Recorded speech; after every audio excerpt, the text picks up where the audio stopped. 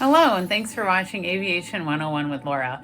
Today we are going to use this E6B to do a quick ground speed and distance calculation to find out how long it's going to take to go a certain distance at a certain ground speed. So once I have my E6B, I'm looking at this side of it, I'm going to look for my rate pointer and I'm going to set that to the ground speed. And you can check out my other videos on how to use the wind side, the other side of the E6B with a high speed slide to figure out your ground speed given wind. Okay, but we're going to assume we already did that here. So I'm going to set my ground speed to 430 knots. So what I do is I turn this disc in the middle till my rate pointer, this one says 60 and it also has the word rate on the outside, so that I am at, so here's 400. Now I know it says 40, but we're going to just pretend there's an extra zero there. This is just a slide rule computer thing.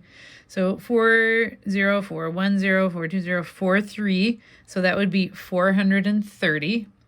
And you could go 440 or 450. Okay, so you set your rate right there. And then let's find the distance that the aircraft is traveling. And to make it really simple, let's say that it is going 90 miles.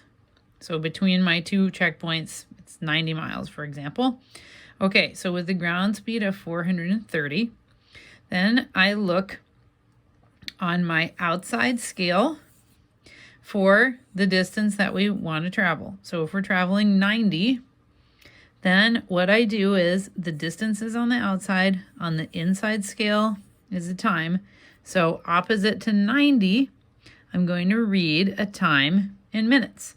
And you can see it's between 12 or 13 minutes. And that makes sense. The aircraft is traveling quite fast, 430 miles, or sorry, 430 knots. So if I'm traveling 90 nautical miles, I am at about 12 minutes and 30 seconds. Now, one rule of thumb for aircraft dispatch typically is we just round up. That gives us more fuel. That gives me more safety buffer. So if I round that up, that would be 13 minutes to go 90 nautical miles. And that's how you can use this flight computer. Let's do another calculation. If we were going 500 knots, for example, I'm going to change my rate pointer to 50. That would be 500 knots.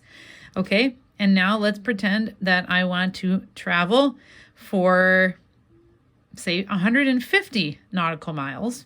Okay, so once again, I'm going to look for the 15 here.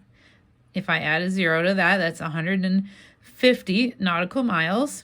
And then I can read the time on the inside, and it would take me 18 minutes if I were going 500 knots.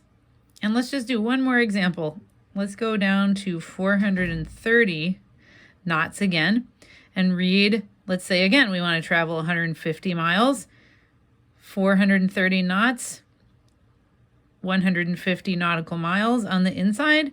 It's basically pointing right at 21. And that makes sense. If I slowed down from 500 to 430, it makes sense. At 500, I was going to do that 150 miles in only 18 minutes. At the slower speed, I'm doing it in 21 minutes. So that is how you can use this with your ground speed under the rate. Read it on the outside. Find how far you want to travel. Read the time on the inside. You do have to use your brain and think, does it make sense?